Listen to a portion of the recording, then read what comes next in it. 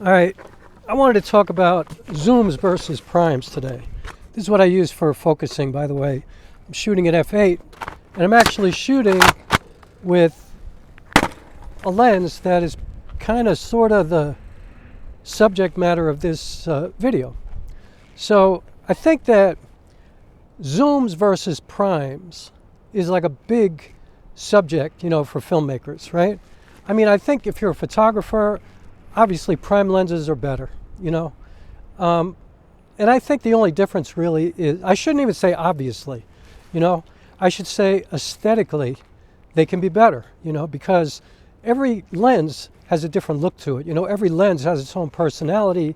Every lens has a different kind of, uniqueness or quality to it that is of itself. They don't all look exactly the same. They have different, character, different glass, different manufacturers. Like everything is different, Not everything is exactly the same. Not everything is coming from the same cut of glass, or, it's all different, right? But modern lenses are pretty sharp and pretty much look all the same. And I think that modern lenses are going for complete accuracy, right? They're going for that sharpness. And here goes the light up and down. I apologize for that, but I'm outside and it is what it is. So anyway, I used to be like prime lenses all the way. Like that was it. You couldn't tell me anything. I only wanted to use prime lenses all the time, every time, because they had more character and because I use vintage lenses. And so when you're talking about vintage lenses, you're really talking about unique character, that everyone is different. And, that's what I like, And I also was way into the fact that I had to move my feet and the whole process of filmmaking and how I want to be immersed in the whole thing and be a part of the process. And I don't want anybody to make it easy for me, because making a good film is not easy. It's not supposed to be easy, right? It's not supposed to be simple. However, I think as you get more experienced and as you start doing more projects and doing more work and you get better at color grading and color correcting and things like that, you get your editing better, you just, you know what you're doing. I think you start to realize as a filmmaker that probably the best asset you could have is a solid zoom lens. Something that gives you the flexibility where you don't have to move your feet, where you can be prepared for anything no matter where you're standing and have a better chance of getting a shot, especially if you're doing documentary work or something to that effect. I mean, if you're doing narrative work, you're kind of setting up and you know exactly what you're expecting and what you have to do. And so maybe in that case, yeah, I would always use prime lenses, I think, working on a narrative. Also because I like to shoot anamorphic. And my anamorphic lenses do look a lot different. And so it's like, it's not going to make the story better. It's not going to make the movie better. It's going to be better for me. It's going to look better to me, right? It's going to be to my taste and what I think people will like, what I think serves the story best, right?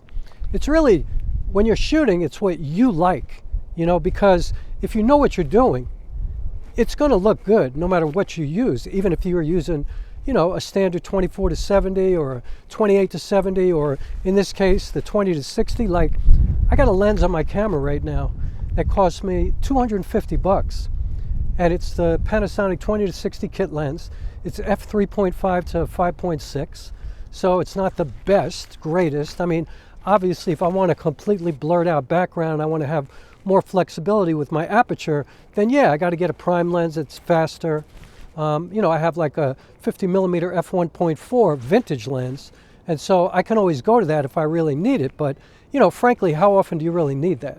You know what I'm saying? Like, you don't really need to be blurring out the background all the time, especially if you're doing a narrative. I mean, you want people to see what's around you. Like, I'm out here in this beautiful place by the Hudson River.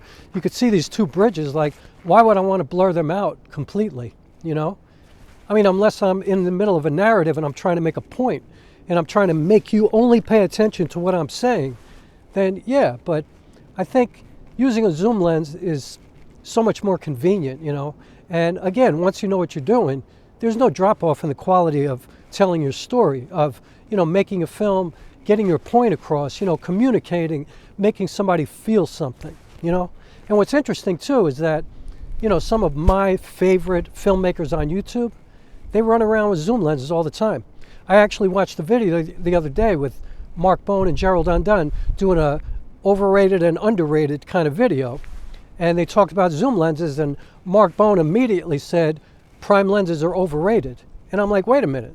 This is the guy who loves the Helios 44-2, who made a whole video on telling you that you must have a Helios 44-2.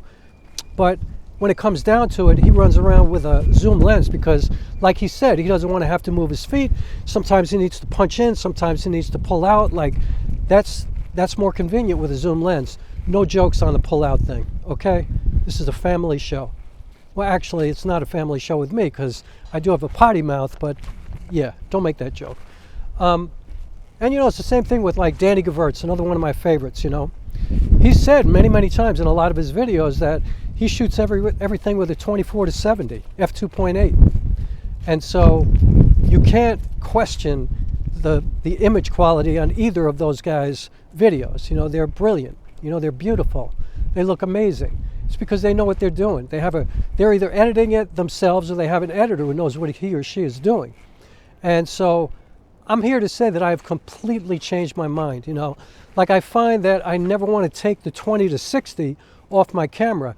And if I am ever thinking about buying new gear, I'm just thinking, you know, maybe I'll buy the Panasonic 24-105 f4 because then I'll have a much wider range, you know, focal length, and that would be convenient, although that lens is much, much bigger than what I have, and I'm not sure I want to run around with that all the time. But I ain't thinking, like, I have all the prime lenses that I need, you know. I mean, maybe I could use another 85mm, but I have an Anamorphic 75, so that's close, you know what I mean? But I mean, I have a 28 f2.8 Minolta, I have a 35 f2.8 Minolta, I have a 50 f1.4 Minolta. Those are my prime lenses, you know? I also have the Panasonic GH5, so I have two prime micro four thirds lenses. One of them is a 17mm f1.4, and the other one's a 35mm f1.4. So the equivalent is 35 and 70. So I would love to have a zoom lens for that camera because, you know, I rarely use the GH5. It's really a backup for me. But when I do use it, and if I'm, like, say, running around New York City or something like that, I would much prefer to have a zoom lens to have more flexibility in getting exactly what I want all the time. Now, mind you, this is coming from somebody who was like, prime lenses, period. Like, it's all about the art. It's all about the craft. It's all about the aesthetics. And so, having said all of this, if I'm shooting a feature film, which that's what I do, I'm probably going to use prime lenses to do it because I like the way they look, and they do look different than this lens. However, this lens looks pretty damn good, you know? I have a Moment Cine Bloom filter on it. I got an ND filter on it right now. As long as I get my exposure right, I can mess with it in post. I could make it look pretty much like anything I want to make it look like. Like, if I told you I was using a Minolta 28mm Telesor lens right now, this vintage lens, you probably wouldn't question me, you know? You would probably believe me because I can make it look the way I want it to look, you know? I just have to do everything that I need to do in post. And what I'm capturing is fine. It's excellent. It's great. It's not even uber sharp. Like, I had a Sigma 28-70 f2.8, and I love that lens, except that I noticed that I was getting moire more than I had ever seen ever before with any other lens, which was never, actually. I never saw it before until I got that lens, and I thought, you know what? This lens is like uber sharp. And that's why I'm getting it. And so I just started putting like all kinds of filters on that lens, and I was like, you know, considering putting an optical low-pass filter into this camera or buying an S1H, and I was like, what am I doing?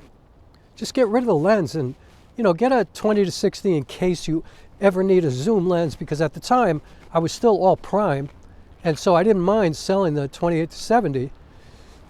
But then when I got to 20-60 and I started to use it more and more, I realized I don't want to take it off the camera. It just makes everything so much easier. It allows me to be an artist, right? Like, I don't have to think about the tools that I'm using. I could just think about my composition and my exposure and my aperture and the way I want things to look. Like, I can be more of a painter. Like, it doesn't matter what brush I have, you know? Like, I might want a brush that's wider or thinner or something like that. But with a zoom lens, imagine if you had a brush that can control that if you're a painter. I'm sure a lot of artists would go for that. And maybe that exists, I don't know.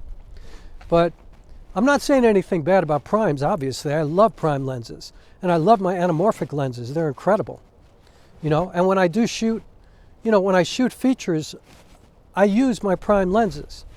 But for YouTube stuff, and for, if I'm doing a documentary, I am definitely, absolutely using a zoom lens 85% of the time. Like if I'm doing interviews and stuff, I might go to one of my primes because I like the character of the way they look. The bokeh looks different. Maybe the color, it looks a little bit different. Like, yeah, I could see doing that. But mostly when I'm out just shooting and I don't know what's going to happen, or if I'm doing a YouTube video and I just have no idea what I'm even going to do, and I, you know, wake up in the morning and then I'm just like, hey, I got a great idea. I'm going to shoot a YouTube video. I would much prefer to have a prime on my camera. So, yeah, I just wanted to come on here and say, I changed my mind. I would much rather have a zoom lens on the camera all the time, and I am hardly ever taking this 20 to 60 off the camera. I might get a 24 to 70 Panasonic or the 24 to 105, but I'm not sure about that because honestly, I don't know if I need it, you know. I mean, it's nice to have 105, you know. Actually, when I was shooting Sony, I had an A6400. My favorite lens was the 18 to 105 because it was a 35 to, I mean, I'm sorry, a 27 to like 157 equivalent. It was an incredible lens. It also had great character. But I noticed that I was using a zoom lens most of the time with that A6400. So, you know, but at that time I was just learning. I didn't really know what I was doing. I didn't even know what I liked because I didn't have enough experience. But now, 2 feature films later, tons of other videos, a couple of short films, some documentary work, like I know what I like now. You know, I have more experience. I have more hands-on work. And I'm like, huh, yeah, I kind of like having a zoom lens on here most of the time. And so that's how I feel, and that's what I wanted to share with you. The other thing I wanted to share, because I'm not going to make a whole video about this, but I have a K&F concept tripod that I'm using right now. It's the T254A8. And this is the worst piece of trash I've ever used, okay? I've had it for just over a year. The joints where you pull out the legs, where you twist it and pull, they broke off like months ago. I've been using it, but I have it kind of set the way it works. But I reached out to the company and I told them, I was like, yo, I bought this just over a year ago, so obviously it's not under warranty anymore. But I just want to let you know that this is garbage. Like, this is not a good piece of equipment. So I have to go buy another tripod now, you know? And so if you feel like it, I would love it if you would refund my money, or if you want to send me a new one. But honestly, I don't even want a new one. I just wanted to tell you that the build quality on this thing is terrible, you know?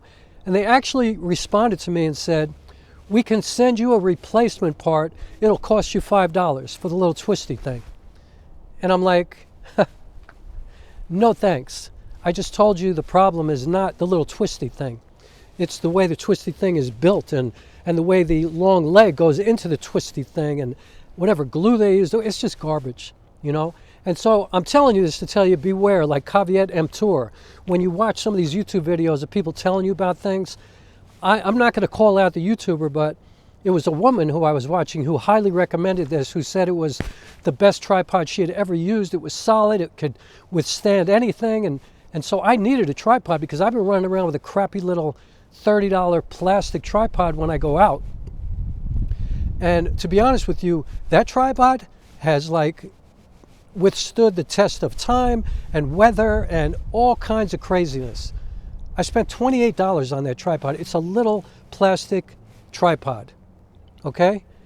I think it's a Victiv, or I don't know what it's called, but you could buy any plastic tripod. It'll be better than this thing. So again, K&F concept, no bueno. You know, for whatever that's worth coming from me, I just wanted to share that with you. Yeah, and I'll stop now. I'll keep this a pretty short video. So zooms have great value. I've totally changed my mind. Thanks for watching. Please subscribe. Please hit the like button. I appreciate you so much, and I will see you on the next video and all of that. All right.